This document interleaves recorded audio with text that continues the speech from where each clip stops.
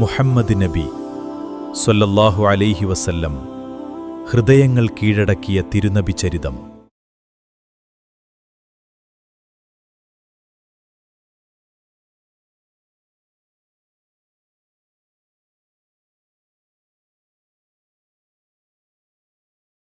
അൽഹംദുലില്ലാഹ് അസ്സലാത്തു വസ്സലാമു അലാ റസൂലിഹിൽ അമീൻ വ അലാ ആലിഹി വസഹ്ബിഹി അജ്മഈൻ.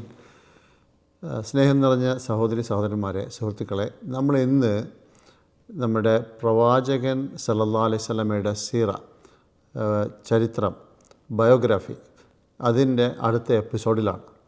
അപ്പോൾ നമ്മൾ കഴിഞ്ഞ ആഴ്ച അവിടുത്തെ പശ്ചാത്തലം, എങ്ങനെ മക്കയിൽ ഇബ്രാഹിം അലൈഹിസ്സലാം, ഇസ്മായിൽ അലൈഹിസ്സലാം എങ്ങനെ അവിടെ എത്തി, അങ്ങനെയുള്ള കാര്യങ്ങൾ സംസാരിച്ചു. അവിടെ ഉണ്ടായിരുന്ന അറബികളുടെ ഒരു ജനറൽ ലുക്കാണ് കഴിഞ്ഞ എപ്പിസോഡിൽ നമ്മൾ സംസാരിച്ചത്.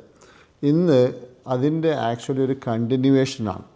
ഇന്നത്തെ എപ്പിസോഡിൽ നമ്മൾ അവിടെ താമസിച്ചിരുന്ന, അതായത് മക്ക പരിസരത്ത് താമസിച്ചിരുന്ന അറബികളുടെ അവരുടെ മതങ്ങൾ, അവരെന്താണ് ചെയ്തിരുന്നത്, അവരുടെ ആരാധനാശീലങ്ങൾ, ആരാധനയായി ബന്ധപ്പെട്ട കാര്യങ്ങൾ, അതേപോലെ തന്നെ അവരുടെ സ്വഭാവ ഗുണങ്ങൾ അല്ലെങ്കിൽ സ്വഭാവ ദൂഷ്യങ്ങൾ, അങ്ങനെയുള്ള കാര്യങ്ങൾ, പിന്നെ അവരുടെ ക്യാരക്ടർ എന്തായിരുന്നു, ജനറലി സ്ത്രീകളുടെ അവസ്ഥ എന്തായിരുന്നു, അതുപോലെയുള്ള മറ്റു പല കാര്യങ്ങളും ആ ഭാഗങ്ങൾ താമസിച്ചിരുന്ന ആൾക്കാരുടെ മൊത്തത്തിലുള്ള ഒരു അവലോകനമാണ് നമ്മൾ ഇപ്രാവശ്യം ഇപ്പോൾ ചെയ്യാൻ പോകുന്നത്.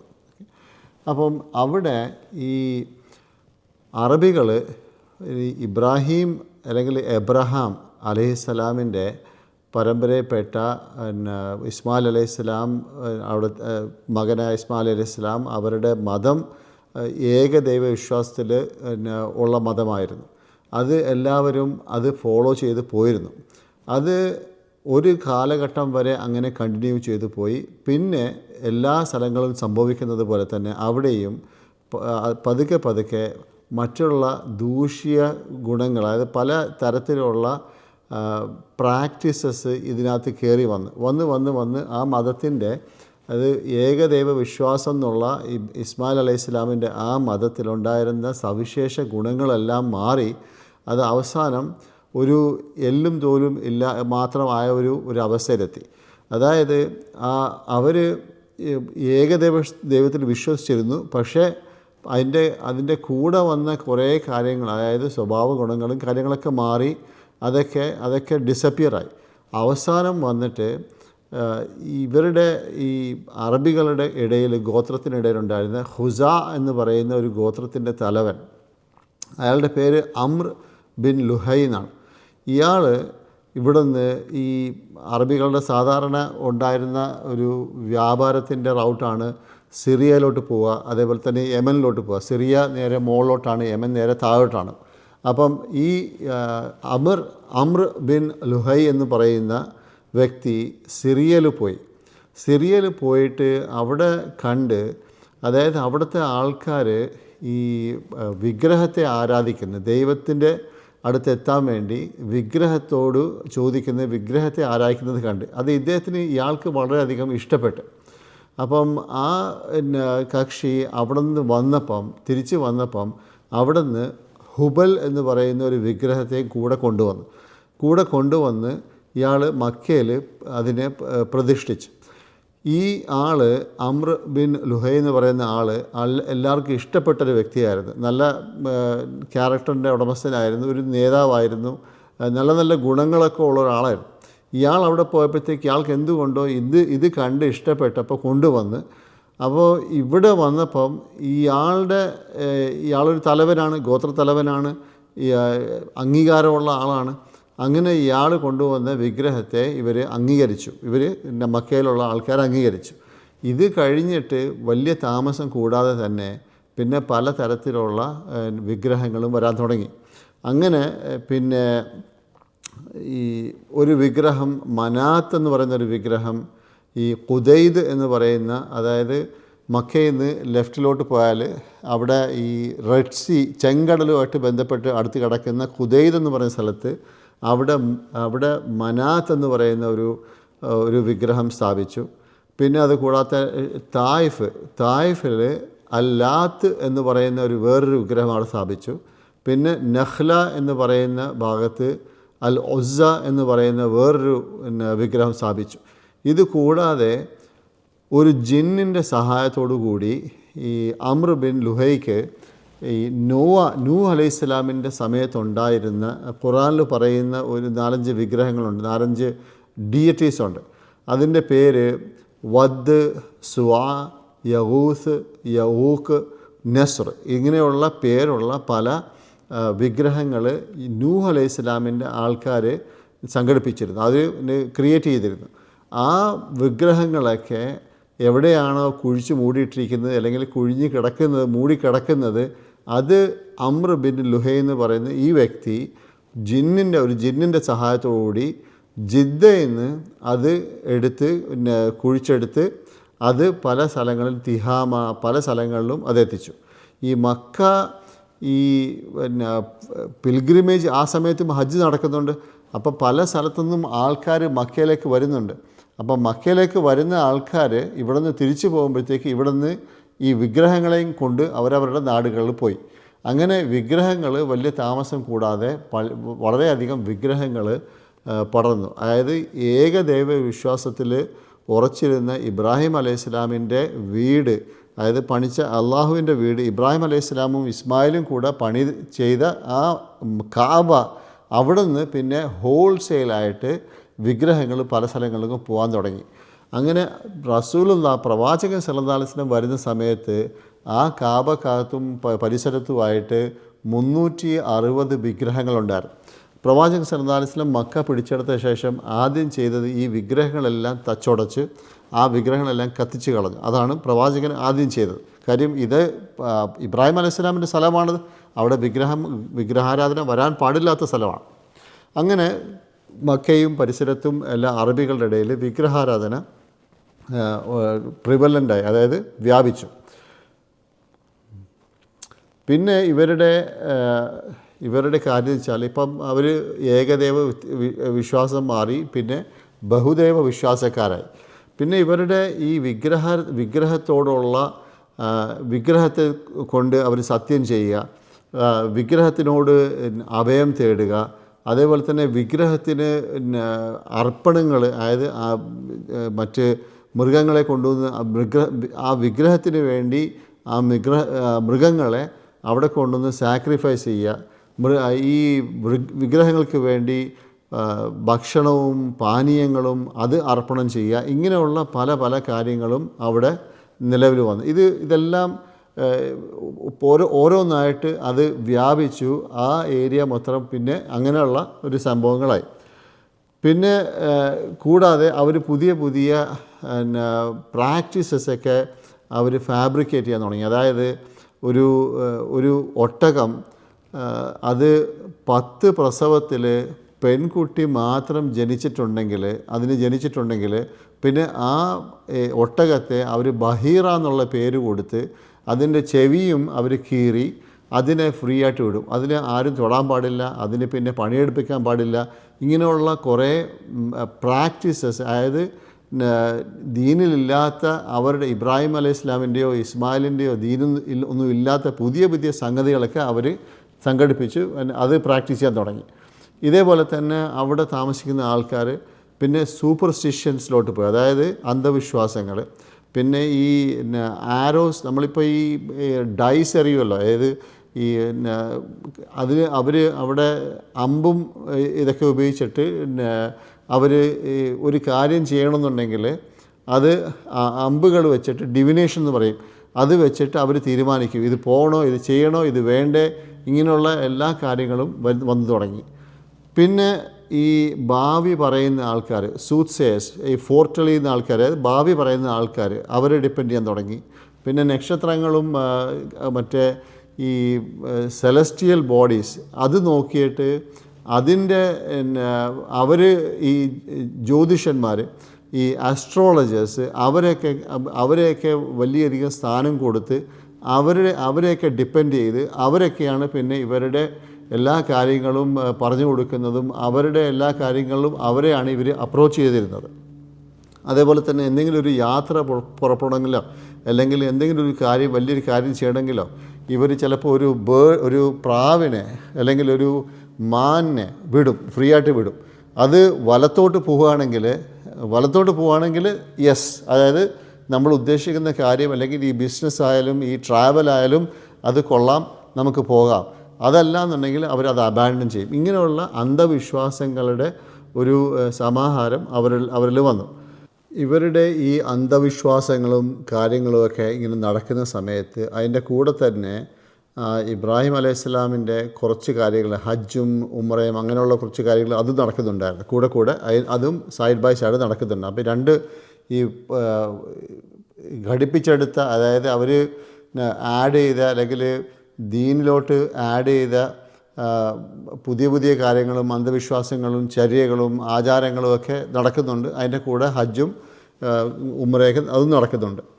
അവർ അതിൻ്റെ കൂടെ പല കാര്യങ്ങൾ, ഈ ഹജ്ജിലും പല കാര്യങ്ങളും അവർ ആഡ് ചെയ്ത്, അതായത് ഈ മക്കയിൽ താമസിക്കുന്ന ഖുറൈശികൾ അവരാണല്ലോ ഇതിൻ്റെ ഈ മക്കയുടെ ഈ കാബയുടെ ബേസിക്കലി മേൽനോട്ടക്കാർ.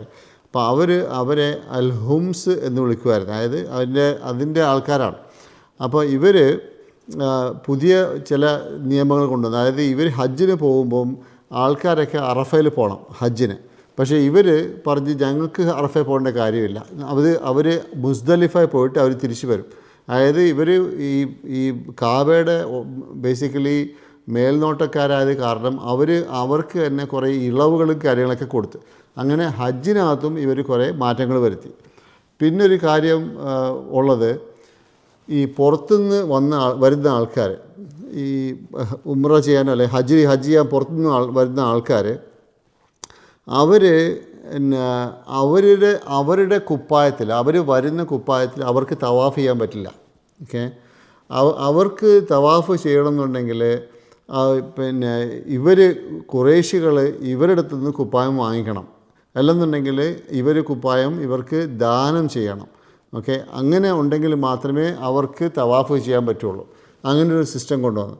ഇനി അഥവാ അവർക്ക് കുപ്പായം കിട്ടിയില്ല, ദാനമായിട്ട് കിട്ടിയില്ല, അവർക്ക് വാങ്ങിക്കാൻ സാധിച്ചില്ല എങ്കിൽ പിന്നെ അവർ ആ കുപ്പായം ഇടുന്ന കുപ്പായം തവാഫ് ചെയ്ത് കഴിഞ്ഞാൽ പിന്നെ ആ ഡ്രസ്സ് അവരവിടെ അബാൻഡൻ ചെയ്യണം, അത് കീറി അതവിടെ അബാൻഡൻ ചെയ്യണം, അത് കൊണ്ടുപോകാൻ പറ്റില്ല.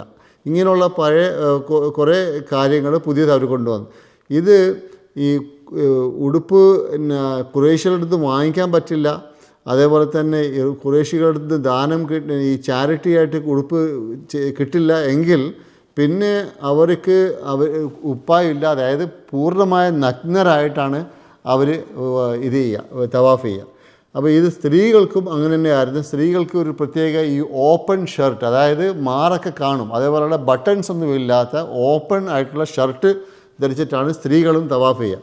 അപ്പോൾ ഇങ്ങനെയുള്ള കുറേ കാര്യങ്ങൾ അവർ കൊണ്ടുവന്ന് പുറത്തുനിന്നുള്ള ആൾക്കാർക്ക് വേണ്ടി. ഇതേപോലെ തന്നെ ഈ മക്കക്കാർ ഈ എഹ്റാമിലായ സമയത്ത് ഈ പിൽഗ്രിമേജിൻ്റെ സമയത്ത് അവർക്ക് തിരിച്ച് വീട്ടിൽ പോകണമെന്നുണ്ടെങ്കിൽ അവർ ഫ്രണ്ട് ഡോറിൽ കൂടെ പോകത്തില്ല. അവർ വീടിൻ്റെ പുറകെ മതിലിൽ ഒരു ദ്വാരം ഉണ്ടാക്കിയിട്ടുണ്ടാവും, അതുവഴി അവർ കയറിപ്പോവും, മുമ്പിൽ കൂടെ പോകത്തില്ല. അപ്പോൾ ഇതൊക്കെ പുതിയ സിസ്റ്റംസ് ഒക്കെ അവർ സ്വന്തമായിട്ട് സംഘടിപ്പിച്ച് സ്വന്തമായിട്ട് അവർ പ്ലാൻ ചെയ്ത് കൊണ്ടുവന്ന കുറേ പുതിയ കാര്യങ്ങൾ ഇതിനകത്ത് ആഡ് ചെയ്തിട്ടുണ്ട്. അപ്പോൾ ഇതൊക്കെ മക്കയിൽ നടക്കുകയാണ്. ആ സമയത്ത് ഈ യഹൂദി ആൾക്കാർ, ജൂയിഷ് ആയിട്ടുള്ള ആൾക്കാർ, യഹൂദ മതം ഫോളോ ചെയ്യുന്ന ആൾക്കാർ, അവർ പലസ്തീൻ ഭാഗത്ത് നിന്ന് ജെറൂസലേം ഭാഗത്ത് നിന്ന് 587 BC, അതായത് ഈസാ അലൈഹിസ്സലാം വരുന്നതിന് മുമ്പ് 587 വർഷങ്ങൾക്ക് മുമ്പ് അവർ അവിടെ നിന്ന് ഈ ഫസ്റ്റ് ഒരു നെബൂക്കഡ്നസർ എന്ന് പറയുന്ന ഒരു ബാബിലോണിൻ്റെ രാജാവ്, അയാൾ അവിടെ പോയിട്ട് കുറേയധികം ആൾക്കാരെ കൊന്നൊടുക്കി, ആ ടെമ്പിളൊക്കെ അവരുടെ ദേവാലയം തച്ചുടച്ച് പിന്നെ കുറേ ആൾക്കാരെ പിടിച്ചുകൊണ്ട് പോയി. അങ്ങനെ അവിടുന്ന് കുറേ ആൾക്കാർ അവിടുന്ന് ഇറങ്ങി ജെറൂസലേം ഭാഗത്തുനിന്ന്. അവർ കുറേ ആൾക്കാർ ഈ മദീനയുടെ പ്രാന്തപ്രദേശങ്ങളിൽ താമസിക്കാൻ വന്നു, അങ്ങോട്ടേക്ക് മാറി. ഇതേപോലെ തന്നെ ജീസസ് വന്നു പോയ ശേഷം ഈ 70 CE കോമൺ ഇറ, ചിലർ AD എന്ന് പറയും. AD എന്ന് പറഞ്ഞാൽ ആനോ ഡോമിനി, അല്ലെങ്കിൽ കോമൺ ഇറ CE. അധികം ആൾക്കാരും ഈ റിലീജിയൻ ഫോളോ ചെയ്യാത്ത ആൾക്കാർ, സയൻറ്റിഫിക് ഹിസ്റ്റോറിയൻ ആയിട്ടുള്ള ആൾക്കാർ, ഹിസ്റ്ററി ഫോളോ ചെയ്യുന്ന ആൾക്കാർ, അവർ CE എന്നാണ് പറയുന്നത്, കോമൺ ഇറ. കോമൺ ഇറയും ADയും രണ്ടും സെയിം തന്നെയാണ്. അപ്പം 70 കോമൺ ഇറ, 70 CEയിൽ ടൈറ്റസ് എന്ന് പറയുന്ന റോമൻ ചക്രവർത്തി, അയാൾ ജെറൂസലേമിനെ ആക്രമിച്ച് കുറേയധികം ജൂതന്മാരെ കൊന്നൊടുക്കി. അവിടുന്ന് ആ സമയത്തും അവിടുന്ന് ഒളിച്ചോടി കുറേ ആൾക്കാർ മൂവ് ചെയ്ത് ഇവിടെ മദീനയുടെ പ്രദേശത്ത് വന്നു. അങ്ങനെ ഇവിടെ വന്ന യഹൂദികൾ അവർ മദീന, ആ സമയത്ത് എസരിബ് എന്നാണ് അറിയപ്പെടുന്നത്, എസരിബിലുണ്ടായിരുന്നു, ഖൈബറിലേക്ക് വന്ന്, പിന്നെ തൈമ എന്ന് പറയുന്ന സ്ഥലത്ത് വന്ന്, ഹിജാസ്, ഇങ്ങനെയുള്ള പല സ്ഥലങ്ങളിലും അവർ വന്ന് താമസിക്കാൻ തുടങ്ങി. പിന്നെ യമനിൽ നിന്ന് വന്ന ഒരാൾ, യമനിൽ നിന്ന് പടപൊരുതാൻ ഇവിടെ വന്ന യഥരിബ് ഭാഗത്ത്, മദീനയുടെ ഭാഗത്ത് വന്ന അസ്അദ് അബി കർബ് എന്ന് പറയുന്ന ഒരാൾ, അയാൾ വന്ന് ഇത് മദീനയിലുള്ള സമയത്ത് യഹൂദികളെ പരിചയപ്പെട്ടു. യഹൂദികളുടെ മതം അയാൾക്ക് ഇഷ്ടപ്പെട്ടു. അയാൾ യഹൂദനായി. എന്നിട്ട് അവിടെ ഉണ്ടായിരുന്ന 2 റബായിമാരെ, ബനു ഖുറൈദ എന്ന് പറയുന്ന ഗോത്രത്തിലെ 2 റബായിമാരെ, സ്കോളേഴ്സിനെ അയാളുടെ കൂടെ യമനിൽ കൊണ്ടുപോയി. അയാൾ അവിടെ ഈ യഹൂദ മതം അവിടെ പ്രചരിപ്പിച്ചു. അതിന് അവിടെ ഒരു ഫൗണ്ടേഷൻ ഉണ്ടാക്കി. എന്നിട്ട് അയാളുടെ മകൻ, ഈ അസ്അദ് അബി കർബ് എന്ന് പറയുന്ന ആളുടെ മകൻ യൂസുഫ് ദു നവാസ്, ഇയാൾ പിൽക്കാലത്ത്, ഇയാൾ യഹൂദനാണ്. പിൽക്കാലത്ത് ഇയാൾ നജറാനിലുള്ള ക്രിസ്ത്യൻസിനെ ബൈ ഫോഴ്സ് ജൂതന്മാരാക്കാൻ കൺവേർട്ട് ചെയ്യാൻ വേണ്ടി ബൈ ഫോഴ്സ് ശ്രമിച്ചു. അങ്ങനെ കൺവേർട്ട് ചെയ്യാത്ത ആൾക്കാർ, ജൂതമതത്തിലോട്ട് പോകാത്ത ആൾക്കാരെ 20,000 മുതൽ 40,000 വരെയുള്ള ആൾക്കാരെ ഈ ദു നവാസ് വലിയൊരു കിടങ്ങ് കുഴിച്ചിട്ട് അത് തീ കത്തിച്ച് അതിനകത്തോട്ട് എറിഞ്ഞു. ഈ സംഭവം ഖുർആൻ എടുത്ത് പറയുന്നുണ്ട്. ഖുർആനിൽ നമുക്ക് ഇതിൻ്റെ കാണാം. അസ്ഹാബുൽ ഉഖ്ദൂദ് എന്ന് പറയുന്ന സംഭവമാണിത്. ദു നവാസ് ചെയ്തതാണ്. അപ്പോൾ ഇത് കഴിഞ്ഞിട്ട് ഈ സംഭവം കൂടെ ഉണ്ടായപ്പോഴത്തേക്ക് റോമൻ ഭരണകൂടം അബിസീനിയയും റോമനും ഒരുമിച്ചാണ് ഇവിടെ ക്രിസ്തു മതം ഇവിടെ പ്രചരിപ്പിച്ചത്. ഈ സംഭവം ദു നവാസ് ചെയ്ത ക്രിസ്ത്യാനികളെ കൊന്നൊടുക്കിയ സംഭവം ഉണ്ടായപ്പം റോമൻ ചക്രവർത്തിയുടെ ഒത്താശയോടുകൂടി അബിസീനിയ തിരിച്ചു വന്ന് അവർ യമൻ പിന്നെയും പിടിച്ചെടുത്തു.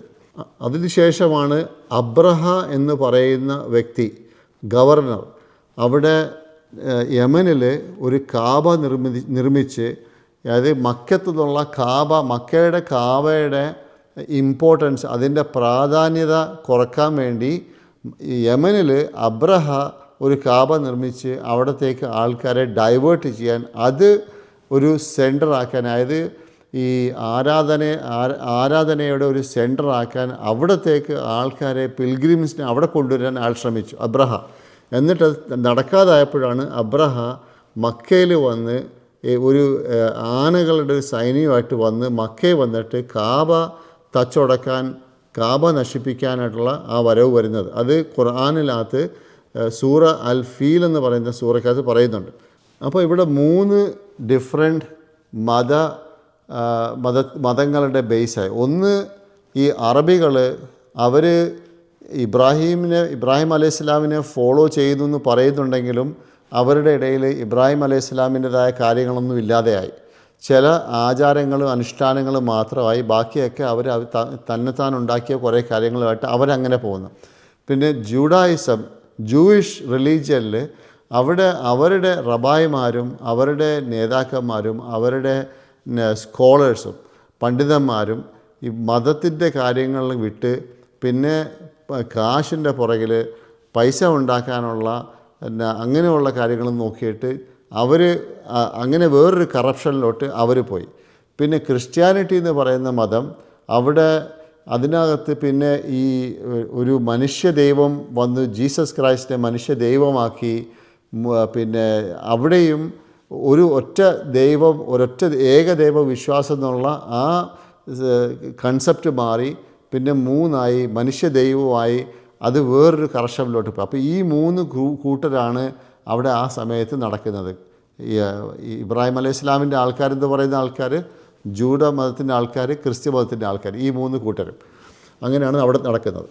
ഈ സമയത്ത് അവിടുത്തെ ആൾക്കാരുടെ വേറെ സോഷ്യൽ ആസ്പെക്ട്സിനെ കുറിച്ച് നോക്കുകയാണെങ്കിൽ അവിടെ ഈ ഫ്രീ ആയിട്ടുള്ള, അതായത് അടിമകളല്ലാത്ത ഫ്രീ ആയിട്ടുള്ള സ്ത്രീകൾ, അത് വലിയ വലിയ നേതാക്കന്മാരുടെ വലിയ വലിയ വീട്ടിലെ സ്ത്രീകൾ, അവർക്ക് വളരെയധികം സ്ഥാനമുണ്ടായിരുന്നു.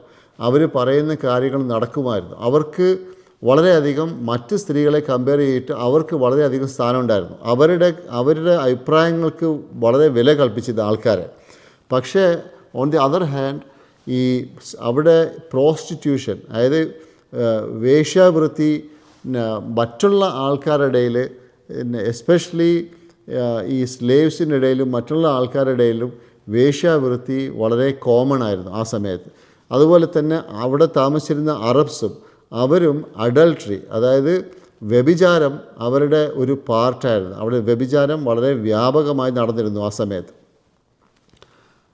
പിന്നെ മാരേജ് എന്ന് പറയുന്നത്, അതായത് കല്യാണം എന്ന് പറയുന്നത്, അവിടെ സ്ത്രീകൾക്ക് യാതൊരു അവകാശവുമില്ല.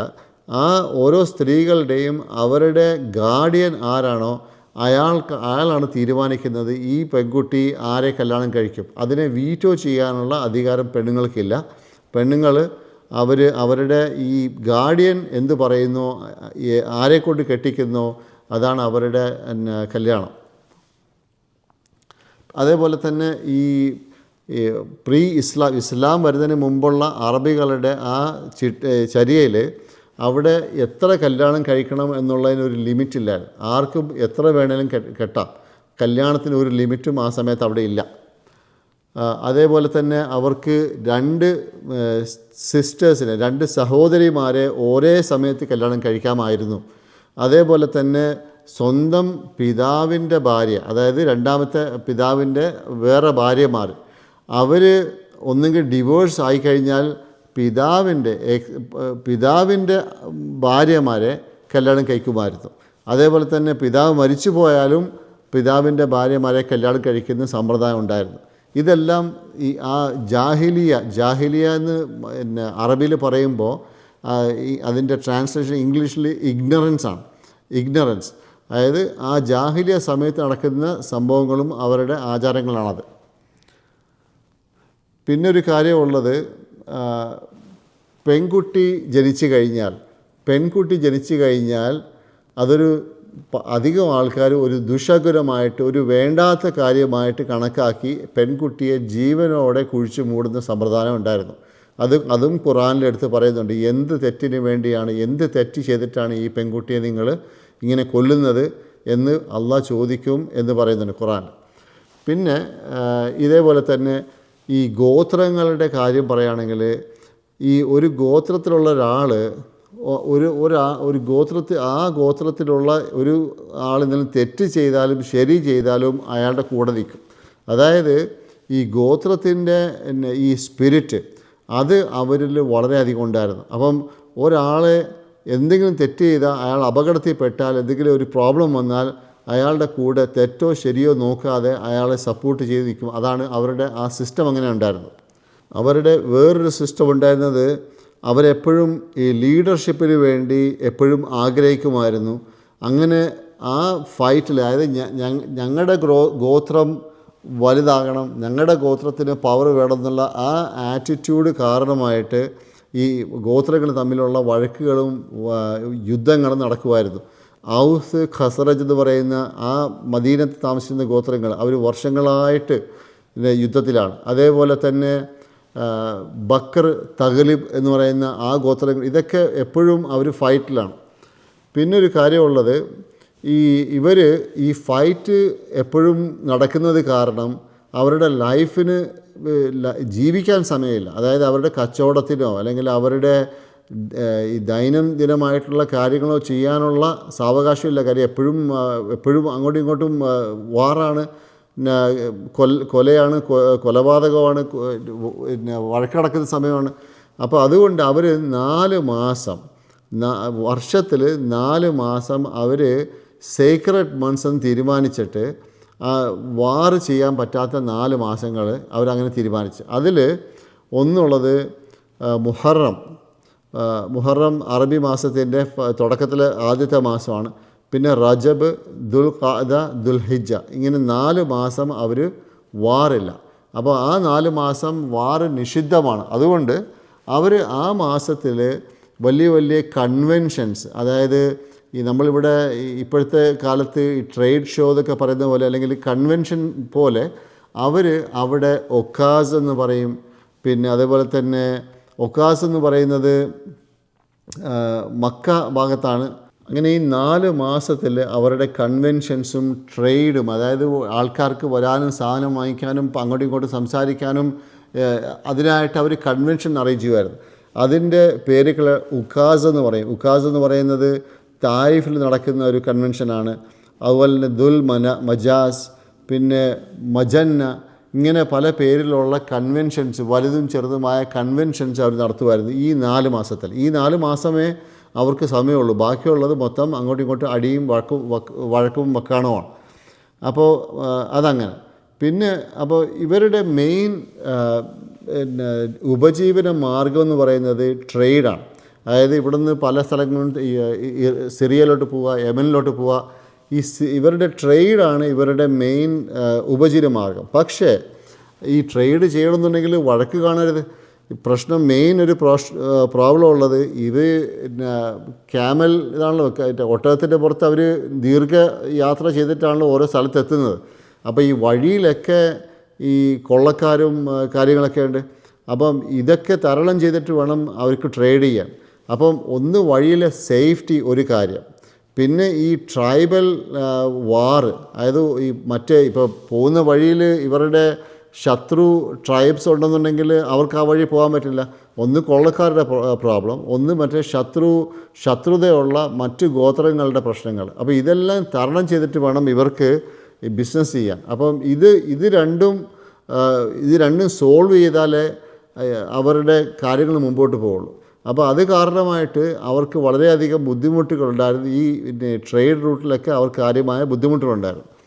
പിന്നെ ഈ മക്ക ആ ഭാഗത്തൊന്നും ഇൻഡസ്ട്രി ഒന്നുമില്ല. ഓക്കെ, ആകെ കൂടെ അവിടെ ഉള്ളത് ഈ പറയുന്ന പോലെ കുറച്ച് ക്രോപ്സ് ഉണ്ട്. മദീന ഭാഗത്തൊക്കെ ഈന്തപ്പഴങ്ങളും കാര്യങ്ങളൊക്കെ ഉണ്ട്. അല്ലാതെ ഇവിടെ വേറെ ഒന്നും ഉൽപ്പാദനമൊന്നുമില്ല. ഈ തുന്നലും കാര്യങ്ങളൊക്കെ അറിയാവുന്നത് ഈ യമനിൽ നിന്ന് വരുന്ന, അതായത് യമൻ താഴെ കിടക്കുന്ന സ്ഥലമാണ്, യമനിൽ നിന്ന് വരുന്ന ആൾക്കാർ, അല്ലെങ്കിൽ സിറിയയിൽ നിന്ന് വരുന്ന ആൾക്കാർ, അവരാണ് ഈ തുന്നലും കാര്യങ്ങളൊക്കെ അറിയാവുന്നത്. അപ്പോൾ ഇതൊന്നും മക്കക്കാർക്ക് അതൊന്നും പിന്നെ അവിടെയുള്ള കാര്യങ്ങളല്ല, ഇത് ഇവർ കൊണ്ടുവരുന്ന കാര്യങ്ങളാണ്, സിറിയയും യമനും. അതേപോലെ മക്കത്തുള്ള പിന്നെ സ്ത്രീകൾക്ക് അറിയാവുന്നൊരു കാര്യം, ഓൾമോസ്റ്റ് എല്ലാ സ്ത്രീകൾക്കും അറിയാവുന്നൊരു കാര്യം, നൂല് ഉണ്ടാക്കാൻ അങ്ങനെയുള്ള കാര്യങ്ങൾ അവർ അതിനകത്ത് എല്ലാവർക്കും നോളജ് ഉണ്ടായിരുന്നു. പക്ഷേ ഈ യുദ്ധങ്ങൾ കാരണം, ഇൻസ്റ്റബിലിറ്റി കാരണം അവർക്ക് അതും 100% കൺസിസ്റ്റൻ്റായിട്ട് പ്രൊഡ്യൂസ് ചെയ്യാൻ പറ്റില്ലായിരുന്നു. അപ്പോൾ ഇതെല്ലാം കാരണമായിട്ട് അവിടെ ദാരിദ്ര്യം വളരെയധികം ഉണ്ടായിരുന്നു. പിന്നെ അതുപോലെ തന്നെ ഭക്ഷണം കിട്ടത്തില്ലായിരുന്നു. പിന്നെ അവർക്ക് ഉടുപ്പിനുള്ള ഷോർട്ടേജ് ഉണ്ടായിരുന്നു. ഇതെല്ലാം ആ സമയത്ത് ഉള്ള സമയം, അതായത് ഈ വാറും ഒക്കെ കാരണമായിട്ട് അങ്ങനെ ഉണ്ടായിരുന്നു അവിടെ. അപ്പോൾ നമ്മളൊന്ന് പറഞ്ഞ്, ഒന്ന് അവരുടെ ഈ സ്വഭാവ ദൂഷ്യങ്ങൾ, അതായത് ഈ അടിപിടി, വഴക്ക് വക്കാണം, അതൊക്കെ ഒന്ന്. പിന്നെ അതിനകത്തുള്ള അതിൻ്റെ ഉള്ളിലുള്ള ദൂഷ്യങ്ങൾ വേറെ. പക്ഷേ അവർക്ക് നല്ല ഗുണങ്ങളും നല്ല സ്വഭാവങ്ങളും ഉണ്ടായിരുന്നു. അതെന്താണെന്ന് നോക്കാം. ഒന്ന് ഹോസ്പിറ്റാലിറ്റി, അതായത് ആതിഥേയ മര്യാദ. ഇതിപ്പം ഒരു പാവപ്പെട്ട മനുഷ്യൻ ഒരൊറ്റ ഒട്ടകം മാത്രമേ അയാൾക്കുള്ളൂ. അതുകൊണ്ടാണ് അയാൾ കംപ്ലീറ്റ് വീട്ടിലെ കാര്യങ്ങളെല്ലാം നോക്കി പോകുന്നത്. എന്നിരുന്നാലും ഒരു ഗസ്റ്റ് വന്നാൽ ആ ഒട്ടകത്തെ പോലും അറുക്കാൻ, അവർക്ക് ആ ഗസ്റ്റിന് ഭക്ഷണം കൊടുക്കാൻ, അയാളുടെ മൊത്തം ഫാമിലി ഡിപ്പെൻഡ് ചെയ്തിരിക്കുന്ന ആ ഒട്ടകത്തെ അറുത്ത് ഭക്ഷണം കൊടുക്കാനും അവർ തയ്യാറായിരുന്നു. അത്രമാത്രം അവർ ആതിഥേയ മര്യാദയിൽ അവർ മുമ്പിലായിരുന്നു. അവരുടെ പറയുന്നത് അവരുടെ പദ്യങ്ങൾ, ആ സമയത്തുള്ള പദ്യങ്ങൾ നോക്കുകയാണെങ്കിൽ അതിനകത്ത് പകുതി പദ്യങ്ങളും എഴുതിയിരിക്കുന്നത് ആതിഥേയ മര്യാദയെക്കുറിച്ചും അല്ലെങ്കിൽ ആതിഥേയ മര്യാദ ഫോളോ ചെയ്യാത്ത ആൾക്കാരെക്കുറിച്ചും ഉള്ള, അതായത് അത് ഫോളോ ചെയ്യാതിരുന്നാലുള്ള അതിൻ്റെ ദൂഷ്യത്തെക്കുറിച്ചും അതിനെ തരം താഴ്ത്തി കാണിച്ചു കൊണ്ടുള്ള പോയംസാണ് അവർ ആ സമയത്ത് കൂടുതലുണ്ടായിരുന്നത്. അത്രമാത്രം ഈ ഗസ്റ്റിനെ ട്രീറ്റ് ചെയ്യുക എന്നുള്ളത് അവരുടെ ബ്ലഡിലുള്ള ഒരു ഐറ്റമാണ്, ഒരു കാര്യമായിരുന്നു. അതേപോലെ തന്നെ മദ്യത്തിനെ വളരെയധികം പുകഴ്ത്തി പറയുമായിരുന്നു. അതിനെക്കുറിച്ച് കുറേയധികം കാര്യങ്ങൾ അവർ മദ്യത്തിനെക്കുറിച്ച് പറയുമായിരുന്നു. കാര്യം മദ്യവും ഈ ഗസ്റ്റിനെ ട്രീറ്റ് ചെയ്യുന്നതിന് അതിൻ്റെ പാർട്ടായി കണ്ടുകൊണ്ട് അവർ മദ്യത്തെ വളരെയധികം നല്ല പേര് കൊടുത്ത്, അതായത് അതിനെ പുകഴ്ത്തി പറയുമായിരുന്നു. പിന്നെ ഗാംബ്ലിങ്, അതായത് ചൂതാട്ടത്തിൻ്റെ പൈസ അവർ അധികവും അത് ചാരിറ്റി, നല്ല കാര്യങ്ങൾക്ക് വേണ്ടി ഉപയോഗിക്കുമായിരുന്നു. അപ്പോൾ ചൂതാട്ടവും അവരുടെ ലൈഫിൻ്റെ ഒരു പാർട്ടായിരുന്നു. പിന്നെ അങ്ങനെ ഗാംബിൾ ചെയ്ത് കിട്ടുന്ന പൈസ. പിന്നെ ഇവരുടെ നല്ലൊരു ഗുണം എന്ന് പറയുന്നത്, ഇവർ ഒരു വാഗ്ദാനം ചെയ്താൽ ആ വാഗ്ദാനം അവർ നിറവേറ്റും. ഒരു വാക്ക് പറഞ്ഞാൽ ആ വാക്ക് നിറവേറ്റുക എന്നുള്ളത് അത് അവർക്ക് വളരെ പ്രധാനമായിരുന്നു. ആ വാക്ക് നിറവേറ്റുന്നതിൽ അത് അവരുടെ സ്വന്തം കുട്ടികൾക്ക് ദോഷം വരികയാണെങ്കിലും സ്വന്തം വീടിന് ദോഷം വരികയാണെങ്കിലും അതൊന്നും വകവെക്കാതെ എന്ത് വാക്ക് കൊടുത്തോ ആ വാക്ക് നിറവേറ്റുക അത് അവരുടെ ബ്ലഡിലുണ്ടായിരുന്നൊരു സംഗതിയാണ്. അവരുടെ വളരെ ഇമ്പോർട്ടൻ്റ് ആയിട്ടുള്ള ഫോളോ ചെയ്ത് വന്ന ഒരു ക്യാരക്ടറാണ് വാക്ക് പാലിക്കുക എന്നുള്ളത്. പിന്നെ അതേപോലെ തന്നെ എല്ലാവരും അവരുടെ ഓണർ, അതായത് അഭിമാനം എന്ന് പറയുന്ന സംഗതി അത് ആരും വിട്ടുകൊടുക്കത്തില്ല. അതായത് അഭിമാനത്തിന് കോട്ടം വരുന്ന എന്തെങ്കിലും പ്രശ്നം അവർ കണ്ടു കഴിഞ്ഞാൽ ഉടനെ എണീച്ച് നിൽക്കും. അതായത് അവർ എന്ത് വില കൊടുത്തും അഭിമാനം സംരക്ഷിക്കാൻ വളരെ മുമ്പിലായിരുന്നു. അഭിമാനം എന്നുള്ളത് അവരുടെ വളരെ ഒഴിച്ചുകൂടാൻ പറ്റാത്ത, ആരെങ്കിലും സംസാരിക്കുന്നതിൽ എന്തെങ്കിലും അഭിമാനത്തിന് കോട്ടം വരിക എന്നുണ്ടെങ്കിൽ ഉടനെ അത് അവരവിടെ വഴക്കിടും, അടിപിടി ഉണ്ടാവും. അത് ആർക്കും അനുവദിച്ചു കൊടുക്കത്തില്ല. അത്രമാത്രം അവർ അതിന് വളരെയധികം പ്രാധാന്യത നൽകിയിരുന്നു. പിന്നെ അതേപോലെ തന്നെ ഇവരുടെ ലൈഫ് വളരെ സിമ്പിൾ ലൈഫാണ്, ബെഡ്വിൻ ലൈഫാണ്. അതായത് സത്യസന്ധത അവർക്ക് വളരെ പ്രധാനമായിരുന്നു. പിന്നെ അതേപോലെ തന്നെ ഈ ആരെങ്കിലും ചതിക്കുകയോ അങ്ങനെയുള്ള കാര്യങ്ങൾ അതില്ല. ഇതൊക്കെ അവർക്ക് വളരെ പ്രധാനമായിരുന്നു.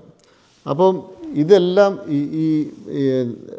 ഈ ബുക്കിൽ അദ്ദേഹം എഴുത്തുകാരൻ പറയുന്നത്, അല്ലാഹു സുബ്ഹാനഹു വ തആല ഈ പ്രവാചകനെയും ആൾക്കാരെയും തിരഞ്ഞെടുത്തപ്പം ഈ ഫാക്ടേഴ്സ് ഒക്കെ, അതായത് അറേബ്യയുടെ ഒന്ന് ആ ജോഗ്രഫിക്കൽ ലൊക്കേഷൻ, രണ്ട് ഇവരുടെ ഉള്ളിലുള്ള നല്ല ഗുണങ്ങൾ, ഇതുപോലെ അതായത് വാക്ക് പാലിക്കുക, അതേപോലെ തന്നെ ധൈര്യം, അതായത് പിന്നെ ഒരു കാര്യം തീരുമാനിച്ചു കഴിഞ്ഞാൽ അത് ചെയ്തേ പറ്റൂ എന്നുള്ള ഒരു തീരുമാനം എടുത്ത് അവർ ചെയ്യും.